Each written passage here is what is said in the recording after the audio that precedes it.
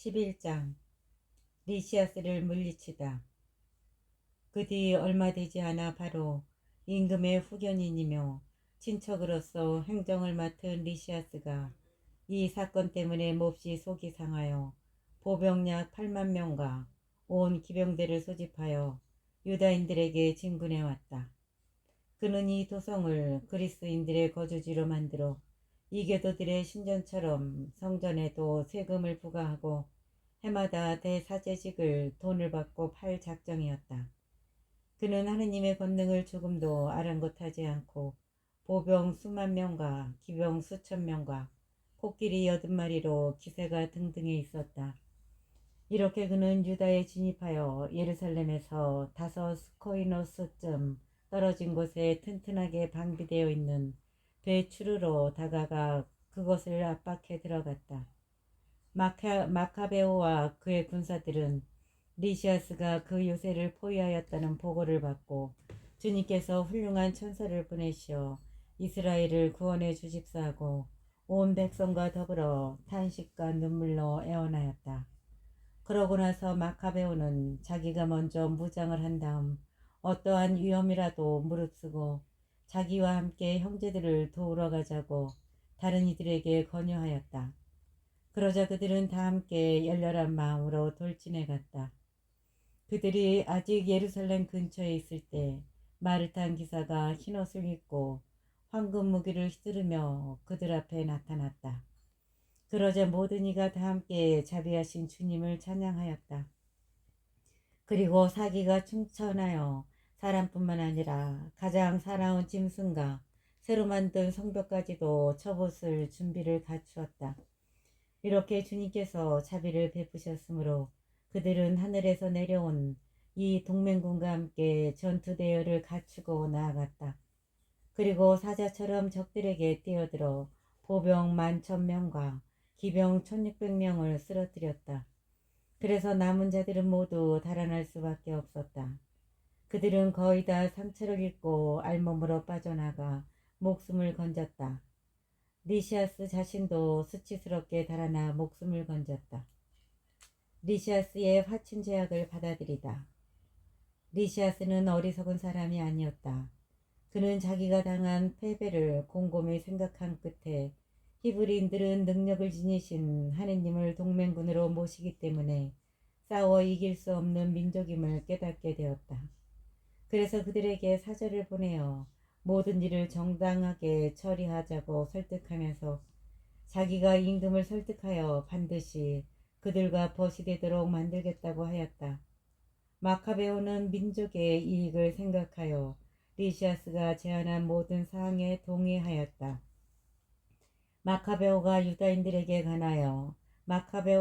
유다인들에 관하여 리시아스에게 문서로 요구한 것을 임금이 모두 승인하였기 때문이다. 리시아스가 유다인들에게 보낸 편지. 유다인들에게 써보낸 리시아스의 편지 내용은 이러하였다. 유다인들에게 써보낸 리시아스의 편지 내용은 이러하였다. 리시아스가 유다 백성에게 인사합니다. 여러분이 파견한 요한과 압살롬은 여러분이 서명한 문서를 내놓으면서 그 안에 제시된 여러 가지 사항을 요구하였습니다. 그래서 나는 임금님께 올려야 할 사항을 모두 알려드렸고 임금님께서는 가능한 것은 무엇이나 다 승인하셨습니다. 여러분이 정부에 계속 호의를 보이면 나도 앞으로 여러분의 복지를 위하여 노력하겠습니다. 세부 사항에 관해서는 이 사람들과 또 내가 파견하는 이들이 여러분에게 가서 상의하도록 지시하였습니다. 안녕히 계십시오. 148년 디오스 코린티오스 달 29날 안티오코스 임금이 리시아스에게 보낸 편지. 임금의 편지는 이러한 내용이었다. 안티오코스 임금이 리시아스 형제에게 인사합니다. 우리의 부왕께서 신들의 반열에 드신 이때 우리 왕국의 신민들은 아무런 동의 없이 저마다 생업에 전념하기를 바랍니다. 우리는 유다인들이 부왕의 정책과 달리 그리스식 간습에 동의하지 않고 자기들의 생활 양식을 선호하여 자기들의 간섭을 승인해 달라고 요청한다는 보고를 들었습니다. 우리는 이 민족도 동의하지 않기를 바랍니다. 그래서 우리는 성전을 그들에게 돌려주고 그들이 선조들의 간섭에 따라 살도록 허락하기로 결정하였습니다. 그러니 귀하는 사람을 보내어 그들과 하친을 맺는 것이 좋겠습니다. 그리하여 그들이 우리의 시책을 보고 저마다 즐겁고 기쁘게 생업에 종사하기를 바랍니다. 임금이 유다인들에게 보낸 편지. 우리 민족에게 보낸 임금의 편지는 이러하였다. 안티오코스 임금이 유다인들의 원로당과 그 밖의 다른 유다인들에게 인사합니다. 여러분이 안녕하다면 그것은 우리가 바라는 바입니다. 우리도 건강합니다. 메넬라오스는 여러분이 고향에 돌아가 자기 생업에 종사하기를 바란다고 우리에게 알려주었습니다. 메넬라오스는 여러분이 고향에 돌아가 자기 생업에 종사하기를 바란다고 우리에게 알려주었습니다. 크산티코스 달 30일까지 돌아가는 이들에게는 화친과 안전을 보장합니다. 유다인들은 전과 같이 고유한 음식 규정과 율법을 지켜도 됩니다. 또한 모르고 저지른 잘못 때문에 그들 가운데 누구도 어떠한 형태로든 고초를 겪지 않을 것입니다. 나는 여러분을 격려하려고 메넬라오스를 보냅니다. 안녕히 계십시오. 148년 크산티코스 달 15날 로마인들이 유다인들에게 보낸 편지. 로마인들도 이러한 편지를 유다인들에게 보냈다. 로마의 사절 퀸투스 멤미우스와 티투스 마니우스가 유다 백성에게 인사합니다. 임금의 친족인 리시아스가 여러분에게 승인해 준 사항들에 우리도 동의합니다.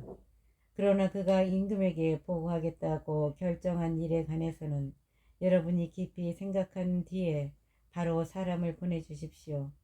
우리가 안토키아로 가는 중이니 거기에서 여러분에게 유리한 제안을 내놓겠습니다. 그러니 지체 없이 사람들을 보내어 여러분의 뜻이 어떠한지 알려주십시오. 여러분의 건강을 빕니다. 148년 크산티코스 달 15날 12장 유다인들에게 적대적인 지방 총독들. 이러한 협정이 체결된 뒤에 리시아스는 임금에게 돌아가고 유다인들은 다시 농사를 짓게 되었다. 그러나 지방 총독들인 티모테우스, 겐네오스의 아들 아폴로니우스, 헤로니모스, 데모폰, 그리고 키프로스 부대의 장수 니카노르는 유다인들이 안정을 누리며 조용히 살아가도록 내버려 두지 않았다. 야포인들이 유다인들을 학살하다. 야포인들은 다음과 같이 무도한 짓을 저질렀다. 그들은 자기들과 함께 사는 유다인들을 초청하여 미리 준비해 놓은 배에 여자들과 아이들과 함께 타게 하였다. 그러면서 유다인들에게 아무런 악의도 품지 않은 듯 가장하였다. 그 일은 그 성읍의 공적인 결의에 따라 이루어졌다. 유다인들은 평화롭게 살기를 원하였으므로 야포인들의 초청을 받아들이고 조금도 의심을 품지 않았다. 그러나 야포인들은 그들을 바다로 태우고 나가 그들 가운데 200여 명을 빠뜨려 죽였다. 유다가 야포와 얌니아 주민들에게 보복하다. 유다는 동족에게 이토록 잔인한 짓이 저질러졌다는 보고를 받고 자기 병사들에게 명령을 내렸다. 그는 의로운 심판관이신 하느님께 호소하고 나서 동포들을 살해한 자들을 공격하였다. 밤중에 그는 부두에 불을 지르고 배들을 불태워버리고 그것으로 피신한 자들을 칼로 찔러 죽였다. 그러나 그것의 성문이 닫혔으므로 나중에 다시 와서 야포 시민들을 섬멸해 버리겠다고 생각하며 철수하였다. 유다는 얌니아 주민들도 저희와 함께 사는 유다인들에게 같은 짓을 저지르려 한다는 보고를 받고 밤중에 얌미아인들을 습격하여 부두와 함대를 불태워버렸다. 그 타오르는 불빛을 240 스타디온이나 떨어진 예루살렘에서도 볼 수 있었다. 아라비아인들과 화친을 맺다. 유다인들이 거기에서 디모테우스를 치려고 행군을 계속하여 아홉 스타디온을 갔을 때였다. 5천 명이 넘는 아라비아인들이 기병 500명과 함께 유다를 습격하였다. 유다와 그의 군사들은 격전 끝에 하느님의 도우심으로 승리를 거두었다. 패배를 당한 그 유목민들은 가축을 내어주고 그 밖의 여러 방법으로 유다인들을 돕겠다고 약속하며 유다에게 화친을 청하였다. 유다는 그들이 여러모로 도움이 되리라고 생각하여 그들과 화평을 이루는 데 동의하였다. 이렇게 화친을 맺은 그들은 저희 천막으로 돌아갔다. 카스핀을 함락하다. 그 뒤에 유다는 흑보르와 성벽으로 견고하게 방비된 한 성읍을 공격하였다. 그 뒤에 유다는 흑보르와 성벽으로 견고하게 방비된 한 성읍을 공격하였다. 온갖 민족이 섞여 사는 그곳의 이름은 카스핀이었다. 그 안에 있는 자들은 튼튼한 성벽과 비축해둔 양식을 믿고 유다와 그의 군사들에게 몹시 무례한 행동을 하며 모욕할 뿐만 아니라 하느님을 모독하고 입에 담지 못할 말을 짓거려댔다. 유다와 그의 군사들은 여호수아 시대에 성벽 분쇄기와 공격 기구도 없이 예리코를 함락시키신 온 세상의 위대하신 지배자께 간청을 올리고 나서 성벽을 향하여 맹렬히 돌진하였다. 하느님의 뜻에 따라 그 성읍을 점령한 그들은 헤아릴 수 없이 많은 사람을 죽였다. 그리하여 너비가 두 스타디온이나 되는 붉은 호수가 흘러드는 피로 가득 찬 것처럼 보였다. 디모테오스를 쳐 이기다. 유다인들은 거기에서 750 스타디온을 거쳐 토빈이라고도 하는 유다인들이 사는 카락스에 이르렀다. 그들은 티모테오스가 그곳에서 아무 짓도 하지 않고 즉시 떠난 뒤였기 때문에 그를 잡지 못하였다. 그러나 티모테오스는 한 곳에 매우 강력한 주둔군을 남겨두었다. 마카베오 휘하의 지휘관도 도시테오스와 소시파테르는 그곳으로 나가 티모테오스가 요새에 남겨둔 10,000명이 넘는 병사들을 전멸시켰다. 한편 마카베오는 자기 군대를 여러 부대로 나누어 그 부대들을 지휘할 사람들을 세우고 보병 12만 명과 기병 2,500명을 거느린 티모테오스를 서둘러 쫓아갔다. 유다가 다가온다는 보고를 받고 티모테오스는 여자들과 아이들과 다른 짐들까지 카르나임이라고 하는 곳으로 미리 보냈다. 그 지방은 통로가 모두 좁아서 포위하기도 어렵고 다가가기도 어려운 곳이었다. 그러나 유다의 선봉 부대가 나타나자 적군은 공포와 두려움에 사로잡혔다. 모든 것을 보시는 분도 그들에게 나타나셨기 때문이다. 그래서 적군은 서둘러 달아나다가 저희끼리 부상을 입히기도 하고 칼 끝에 찔리기도 하였다. 유다는 아주 맹렬히 추격하여 그 악한들을 칼로 쳐서 3만 명가량 죽였다. 디모테오스 자신은 도시테오스와 소시파테르의 군사들에게 붙잡혔다. 그러나 그는 그들 대부분의 부모와 형제들이 자기 밑에 붙잡혀 있어서 그 사람들이 무시를 당하는 일이 일어날 수도 있다며 매우 교묘한 말로 자신을 산채로 풀어주도록 요청하였다. 디모테오스가 가진 말로 그 사람들을 무사히 돌려보내겠다고 확실히 맹세하였으므로 유다인들은 저희 동포들을 구하려고 그를 놓아주었다. 유다가 계속하여 승리하다. 그 뒤에 유다는 카르나임과 아타르가티스 신전으로 진군하여 그곳에서 적 2만 5천 명을 쳐 죽였다. 이렇게 그들을 쳐 이겨 부순 다음 온갖 민족이 사는 견고한 성읍 에프론으로 행군하였다. 그 성벽 앞에는 건장한 젊은이들이 배치되어 그곳을 든든하게 지켰으며 또 거기에는 많은 전쟁 기구와 투석기가 갖추어져 있었다. 그러나 유다인들은 어떠한 적군의 병력도 큰 힘으로 부수어 버리시는 지배자께 간청을 올리고 나서 그 성읍을 장악하고 그 안에 있는 2만 5천 명가량을 쓰러뜨렸다. 유다인들은 다시 그곳을 떠나 예루살렘에서 600 스타디온 떨어진 스키토폴리스로 서둘러 이동하였다. 그러나 그곳에 사는 유다인들은 스키토폴리스인들이 자기들에게 호의를 베풀고 불행할 때에도 친절히 대해주었다고 증언하였다. 그래서 유다인들은 그들에게 감사의 뜻을 표하고 앞으로도 자기 민족에게 잘해달라고 당부하였다. 그러고 나서 주간절 축제가 가까워졌을 때, 그리고 나서 주간절 축제가 가까웠을 때 예루살렘에 이르렀다. 오순절이라고 하는 축제를 지낸 다음 그들은 이두메아의 총독 고르기아스를 치려고 서둘러 떠나갔다. 고르기아스는 보병 3,000명과 기병 400명을 거느리고 나왔다. 교전하는 동안에 몇몇 유다인이 쓰러졌다. 바케노르의 군사 가운데 도시테우스라는 이가 있었는데 그는 건장한 기병이었다. 그가 고르기아스를 잡고 그의 겉옷을 힘껏 끌어당겼다. 저주받은 그자를 사로잡고 싶었던 것이다. 그때에 트라케 기병 하나가 도시테우스를 덮치며 그 어깨를 칼로 내리쳤다. 그 사이에 고르기아스는 마레사로 달아났다.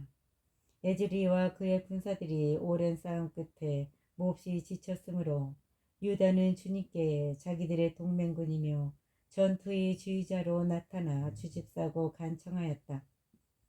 에즈리와 그의 군사들이 오랜 싸움 끝에 몹시 지쳤으므로 유다는 주님께 자기들의 동맹군이며 전투의 지휘자로 나타나 주집사고 간청하였다. 그러고 나서 조상들의 언어로 잡미가를 부르고 함성을 지르며 고르기아스의 군대를 기습하여 폐주시켰다. 전사자들을 위하여 속죄 제물을 바치다. 그 뒤에 유다는 군대를 모아 아둘람 성으로 갔다. 7째의 날이 다가오자 그들은 간습대로 몸을 정결하게 하고 그곳에서 안식일을 지냈다. 다음 날 장사 지내는 일이 시급해졌으므로 유다와 그의 군사들은 전사자들의 죽음을 거두어 조상들의 무덤에 친족들과 나란히 묻어주려고 갔다. 그런데 죽은 자들마다 그 옷 속에서 율법으로 유다인들에게 금지된 얌니아 우상들의 패가 발견되었다. 그래서 그들이 전사한 이유가 바로 그것 때문이라는 사실이 모든 이에게 분명히 드러났다. 그들은 모두 숨겨진 일들을 드러내시는 의로운 심판관이신 주님의 방식을 찬양하였다. 또 그렇게 저질러진 죄를 완전히 용서해달라고 탄원하며 간청하였다. 고결한 유다는 백성에게 전사자들의 죄 때문에 그러한 일이 일어난 것을 눈으로 보았으니 죄를 멀리하라고 권고하였다. 그런 다음 각 사람에게서 모금을 하여 속죄의 제물을 바쳐달라고 은 2,000 드라크마를 예루살렘에 보냈다. 그는 부활을 생각하며 그토록 훌륭하고 숭고한 일을 하였다. 그가 전사들이 부활하리라고 기대하지 않았다면 죽은 이들을 위하여 기도하는 것이 쓸모없고 어리석은 일이었을 것이다. 그러나 경건하게 잠든 이들에게는 훌륭한 상이 마련되어 있다고 내다보았으니 참으로 거룩하고 경건한 생각이었다. 그러므로 그가 죽은 이들을 위하여 속죄를 한 것은 그들이 죄에서 벗어나게 하려는 것이었다. 13장 안티오코스 에우파토르가 유다를 침략하다.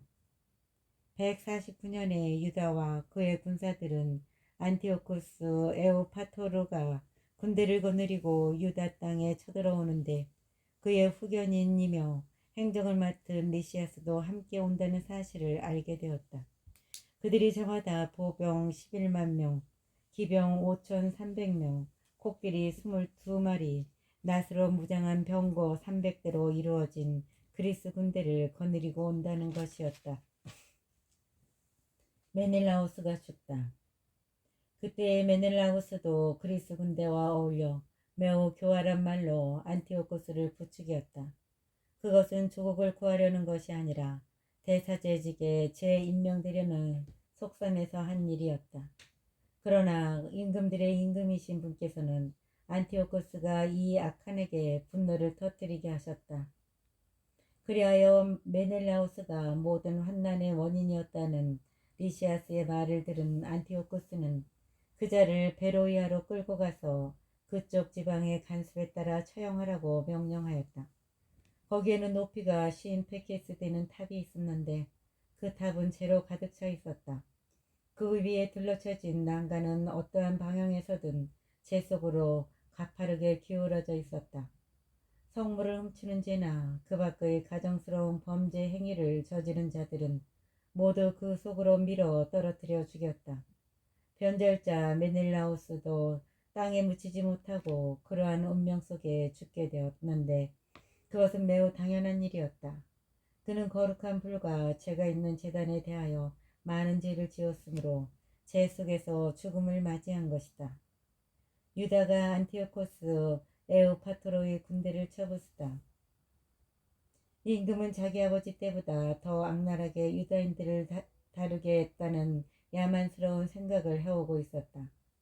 임금은 자기 아버지 때보다 더 악랄하게 유다인들을 다루겠다는 야만스러운 생각을 해오고 있었다. 이 보고를 받은 유다는 그 어느 때보다 바로 지금 주님께서 도와주셔야 한다고 밤낮으로 주님께 탄원하라고 백성에게 명령하였다. 그들이 율법과 조국과 거룩한 성전을 곧 빼앗기게 되었던 것이다. 유다는 또 최근에야 잠시 숨을 돌리게 된 이 백성이 하느님을 모독하는 이교도들의 손에 넘어가지 않게 해 주시도록 탄원하라고 하였다. 사람들은 다 함께 그렇게 하였다. 그들은 사흘 동안 눈물을 흘리고 단식하며 땅에 엎드려 자비하신 주님께 끊임없이 간청하였다. 유다는 그들을 격려하며 준비를 하라고 지시하였다. 원로들과 따로 의논한 끝에 유다는 임금의 군대가 유다 땅에 쳐들어와서 도성을 점령하기 전에 자기들이 먼저 나가서 하느님의 도우심으로 결판을 내리기로 결심하였다. 그리고 그 결과를 온 세상의 창조주께 맡기고 군사들에게 법과 성전과 도성과 조국과 생활 양식을 위하여 죽기까지 고결하게 싸우라고 격려한 다음 모데인 근처에 진을 쳤다. 그는 하느님의 승리라는 표어를 군사들에게 정해준 다음 가장 뛰어난 젊은이들로 이루어진 정병을 데리고 밤중에 임금의 처소를 습격하여 적진에서 2,000명가량을 죽이고 선봉 코끼리와 그 위에 타고 있는 병사도 찔러 죽였다. 마침내 그들은 적진을 공포와 혼란으로 몰아놓고 승리를 거둔 다음에 철수하였다. 유다가 그 일을 끝낸 것은 날이 밝아올 무렵이었다. 그것은 그를 도와주신 주님의 보호 덕분이었다. 유다인들이 안티오쿠스와 협정을 맺다. 임금은 유다인들이 대담하다는 것을 체험하였으므로 전략을 써서 그들의 거점들을 점령하려고 시도하였다. 그래서 그는 유다인들의 튼튼한 요새 베추로로 진격하였으나 격퇴되고 다시 공격하였지만 패배하였다. 그때의 유다는 성 안에 있는 이들에게 필수품을 들여보내 주었다. 그런데 유다인들의 군대에 속한 로도코스라는 자가 적군에게 비밀을 누설하였다가 발각되어 붙잡히고 감옥에 갇혔다. 임금은 다시 베추로 주민들과 교섭을 벌여 화친을 맺은 다음 거기에서 물러갔다. 그러고 나서 또 유다와 그의 군사들을 공격하였으나 상황이 악화되었다. 뿐만 아니라 자기가 행정을 맡긴 필리포스가 안티오키아에서 반역하였다는 보고를 받고 당황하여 유다인들을 불러 그들에게 양보하고 그들의 모든 권리를 보장해 줄 것을 맹세하였다. 그들이 동의하자 그는 희생제물을 바쳐 성전에 경의를 표하고 그곳에 선심을 베풀었다. 또 마카베오를 받아들이고 헤게모니데스를 프톨레마이스에게서 게라에 이르는 지역의 총독으로 세운 뒤 프톨레마이스로 갔다. 그러나 프톨레마이스 주민들은 그 조약에 화가 나 있었다. 그래서 그들은 너무나 분개하여 그 협정을 폐기시키려고 하였다. 그래서 리시아스가 연단에 올라 최선을 다하여 설명한 끝에 그들을 설득하고 진정시켰다. 그는 이렇게 하여 그들의 호감을 사고 나서 안티오키아로 갔다. 또 마카베오를 받아들이고 헤게모니데스를 프톨레마이스에서 게라에 이르는 지역의 총독으로 세운 다음 프톨레마이스로 갔다. 그러나 프톨레마이스 주민들은 그 조약에 화가 나 있었다. 사실 그들은 너무나 분개하여 그 협정을 폐기시키려고 하였다. 그래서 리시아스가 연단에 올라 최선을 다하여 설명한 끝에 그들을 설득하고 진정시켰다. 그는 이렇게 하여 그들의 호감을 사고 나서 안티오키아로 갔다. 임금의 출정과 철수는 이렇게 이루어졌다. 14장 알키모스가 데메트리오스를 깨워 대사제직을 얻다. 세 해 뒤에 유다와 그의 군사들에게 보고가 들어왔다. 셀레우코스의 아들 데메트리오스가 강력한 군대와 함대를 이끌고 트리폴리스 항구로 들어와 안티오쿠스와 그의 후견인 리시아스를 살해하고 그 나라를 차지하였다는 것이다.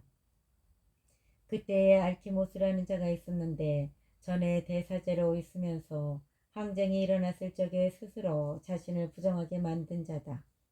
그는 어떠한 일을 하여도 구제되거나 다시 거룩한 제단에 접근할 수 없음을 깨닫고 151년경에 데메트리오스 임금에게 가서 금강과 야자나무 가지 또 거기에다 관례적으로 성전에 봉헌하는 올리브나무 가지를 바쳤다.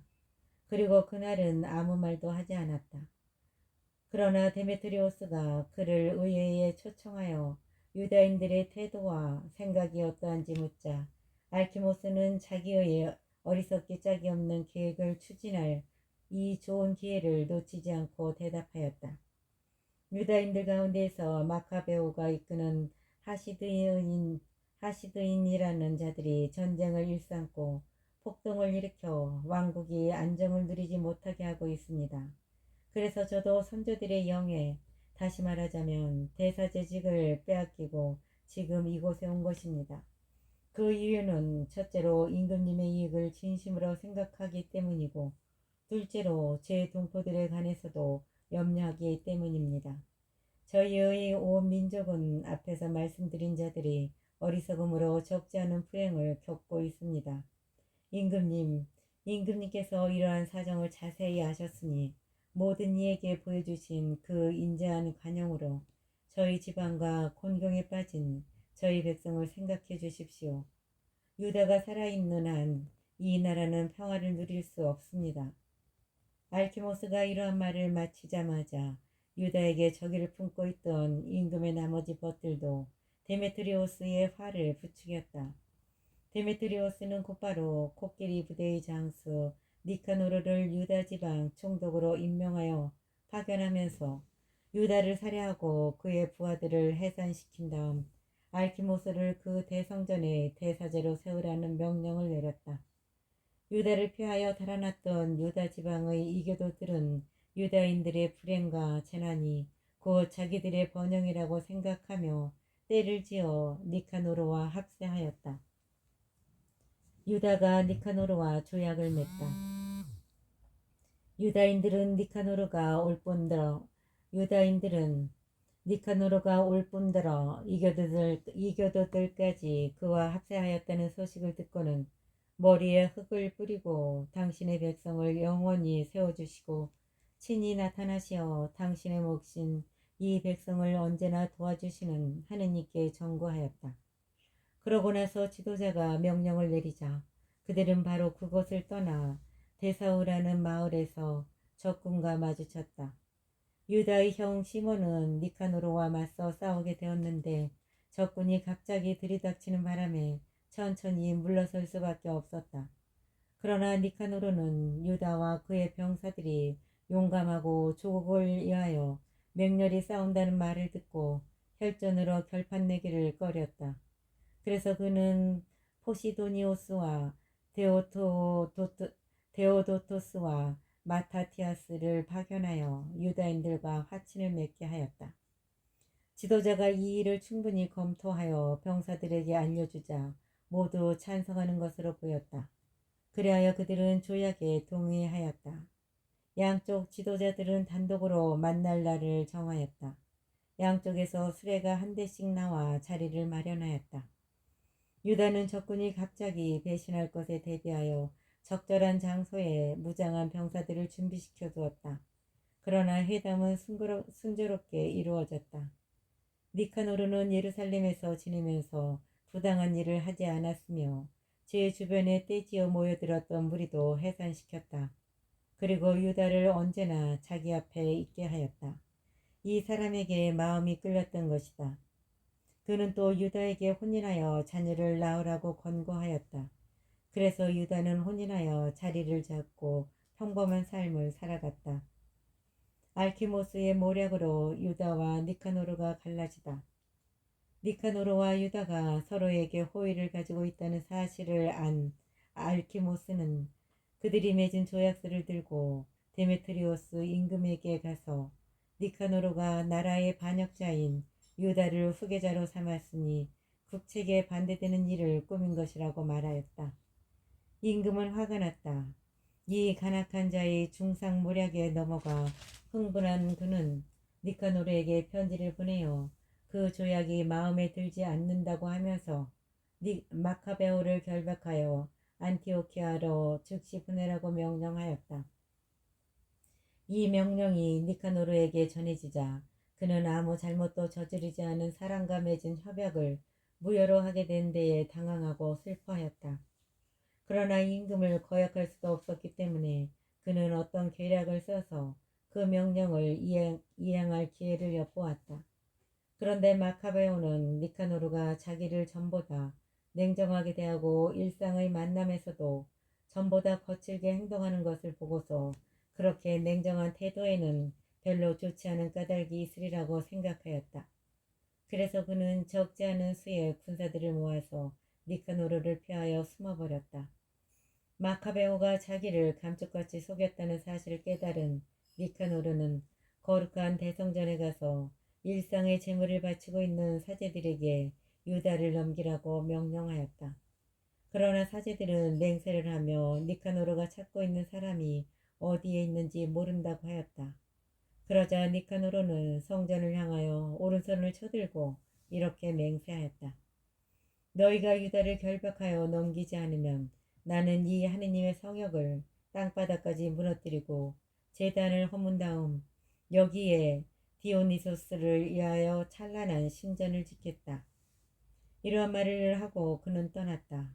그러자 사제들은 하늘을 향하여 두 손을 쳐들고 우리 민족의 항구하신 보호자께 탄원하였다. 주님, 당신께서는 아무것도 필요 없는 분이신데도 당신께서 머무르실 성전이 저희 가운데에 있는 것을 좋아하셨습니다. 주님, 당신께서는 아무것도 필요 없는 분이신데도 당신께서 머무르실 성전이 저희 가운데 있는 것을 좋아하셨습니다. 그러니 이제 거룩하신 분, 모든 거룩함의 근원이신 주님, 정화된 지 얼마 되지 않은 이 집이 영원히 더럽혀지지 않도록 지켜주십시오. 라지스가 유다교를 위하여 스스로 목숨을 끊다.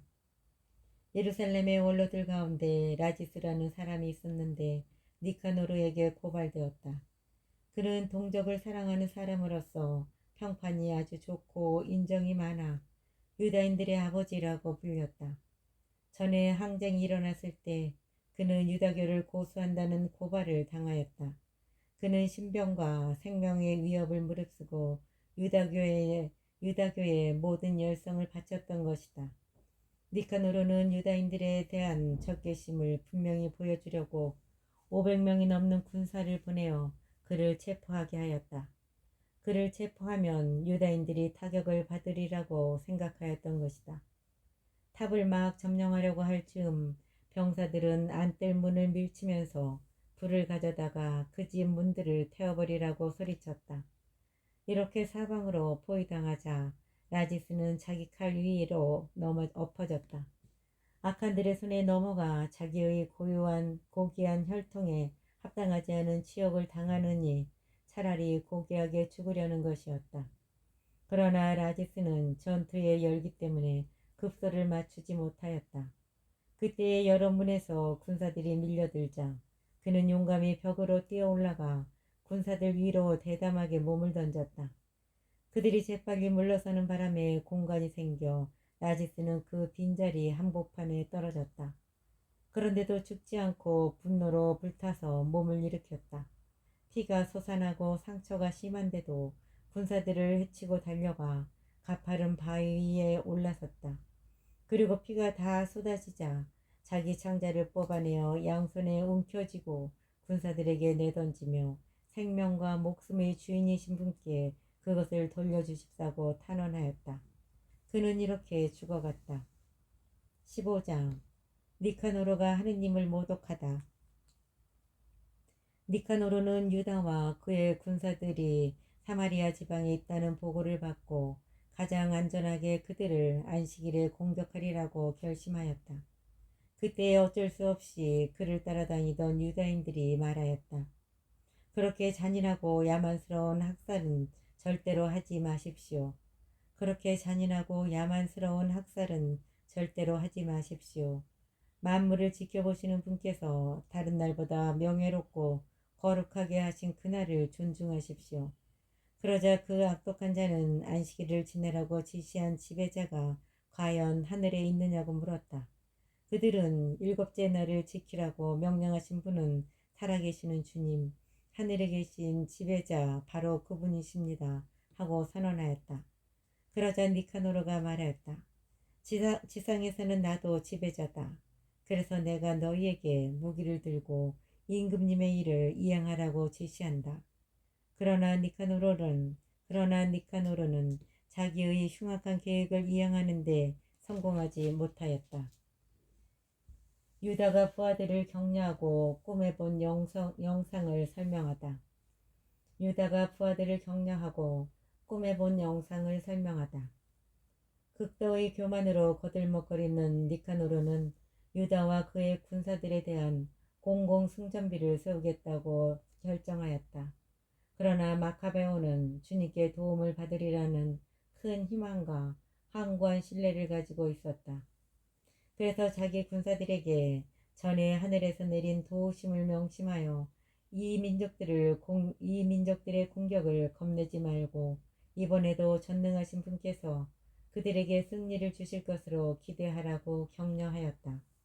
그는 율법서와 예언서의 말씀으로 그들의 용기를 북돋우고 또 지금까지 이겨온 전투들을 상기시켜 그들의 사기를 드높였다. 이렇게 유다는 사기를 북돋아주고 나서 지시를 내림과 동시에 이교도들의 배신과 서약 위반을 지적하였다. 이렇게 그는 군사 하나하나를 방패와 창보다는 훌륭한 격려의 말로 무장시켰다. 그리고 아주 믿을 만한 꿈을 이야기해 주어 그들을 모두 기쁘게 하였다. 그가 본 영상은 이러하였다. 대사자였던 오니아스가 나타나 두 손을 쳐들고 유다인들의 온 공동체를 위하여 기도하고 있었다. 그는 고귀하고 선량한 사람으로서 행동이 점잖고 태도가 온유하며 언변이 뛰어날 뿐 아니라 어릴 때부터 모든 덕을 열심히 실천해온 사람이었다. 이어서 위험에 찬 백발 노인이 같은 방식으로 나타났는데 놀랍고 아주 장엄한 품위가 그를 감싸고 있었다. 그때에 오니아스가 이렇게 말하였다. 동족을 사랑하시는 이분은 하느님의 예언자 예레미야로서 백성과 거룩한 도성을 위하여 열심히 기도해 주시는 분이시다. 예레미야는 오른손을 내밀어 유다에게 금칼을 주었다. 그러고 나서 이렇게 말하였다. 하느님의 선물인 이 거룩한 칼을 받아라. 그리고 이 칼로 적들을 물리쳐라. 유다인들이 니카노르를 쳐 이기다. 유다의 말은 매우 고귀하고 강렬하여 젊은이들의 용기를 불러일으키고 마음을 용감하게 만들어 주었다. 그 말에 힘이 솟은 그들은 전열을 갖추어 싸우는 대신에 용감히 돌진하여 아주 용맹한 백병전으로 결판을 내리라고 작정하였다. 유다의 말은 매우 고귀하고 강렬하여 젊은이들의 용기를 불러일으키고 마음을 용감하게 만들어 주었다. 그 말에 힘이 솟은 그들은 전열을 갖추어 싸우는 대신에 용감히 돌진하여 아주 용맹한 백병전으로 결판을 내리라고 작정하였다. 도성과 거룩한 기물들과 성전이 위험에 빠졌기 때문이다. 그들에게는 여자들과 아이들, 그리고 형제들과 친척들이 그리 중요하지 않았다. 오히려 성별된 성전에 대한 걱정이 가장 크고 또 으뜸가는 것이었다. 도성에 남아있던 이들도 들판에서 벌어질 전투를 염려하며 매우 불안해하였다. 사람들은 모두 다가오는 결전을 기다리고 있었다. 적군이 이미 가까이 다가와 병사들은 전열을 갖추고 코끼리들은 유리한 지점에 또 기병들은 양쪽으로 배치되었다. 눈앞의 대군과 갖가진 무장과 사나운 코끼리들을 본 마카베오는 하늘을 향하여 두 손을 쳐들고 기적을 일으키시는 주님께 단언하였다. 승리는 그분의 결정에 따라 합당한 이들에게 주어지는 것이지 무기로 얻는 것이 아님을 그는 알고 있었던 것이다. 그는 이렇게 단언하였다. 주님, 당신께서는 유다 임금 히즈키야 때에 당신의 천사를 보내시어 사네립의 군대에서 18만 5천 명가량을 죽이셨습니다. 하늘의 지배자님, 이제 다시 선한 천사를 보내시어 저희 앞에 서서 공포와 전율을 일으키게 해 주십시오. 당신을 모독하며 당신의 거룩한 백성에게 다가오는 자들을 당신의 위대하신 팔로 무찔러 주십시오.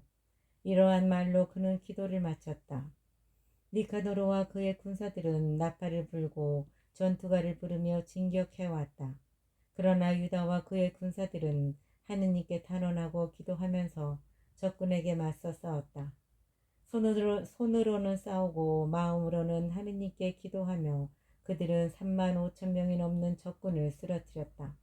그리고 하느님께서 이렇게 당신 모습을 드러내 주신 것을 크게 기뻐하였다.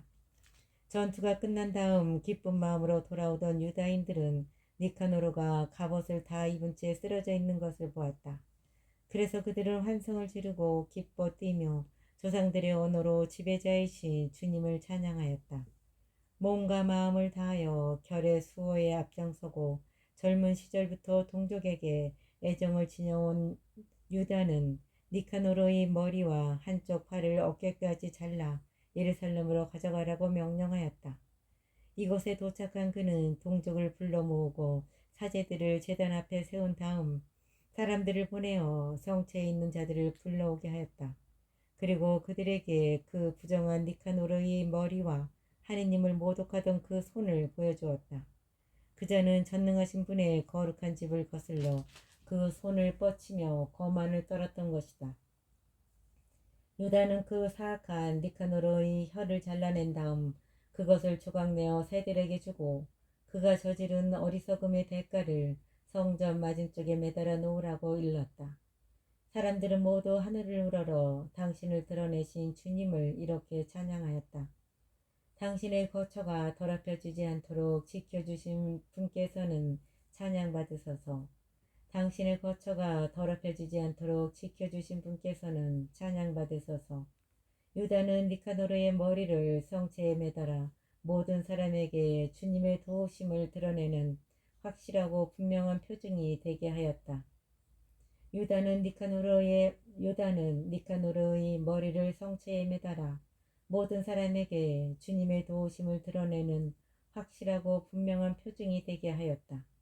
그들은 모두 이날을 결코 그냥 지나치지 말고 기념일로 지내자고 공적인 결의에 따라 정하였다. 그날은 12번째 달, 아람말로는 아다르 달 14날이며 모르도카이의 날 하루 전날이었다. 맺은 말.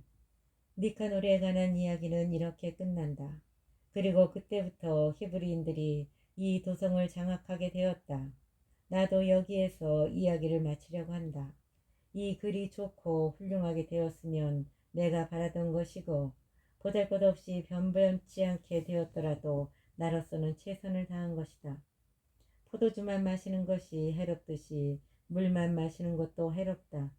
그러나 물을 섞은 포도주는 달콤한 기쁨을 자아낸다. 이와 마찬가지로 잘 짜여진 이야기는 그 글을 읽는 이들의 귀를 즐겁게 한다. 여기가 끝이다. 맺은 말, 니카노르에 관한 이야기는 이렇게 끝난다. 그리고 그때부터 히브리인들이 이 도성을 장악하게 되었다. 나도 여기에서 이야기를 마치려고 한다. 이 글이 좋고 훌륭하게 되었으면 내가 바라던 것이고 보잘것없이 변변치 않게 되었더라도 나로서는 최선을 다한 것이다. 포도주만 마시는 것이 해롭듯이 물만 마시는 것도 해롭다. 그러나 물을 섞은 포도주는 달콤한 기쁨을 자아낸다. 이와 마찬가지로 잘 짜여진 이야기는 그 글을 읽는 이들의 귀를 즐겁게 한다. 여기가 끝이다.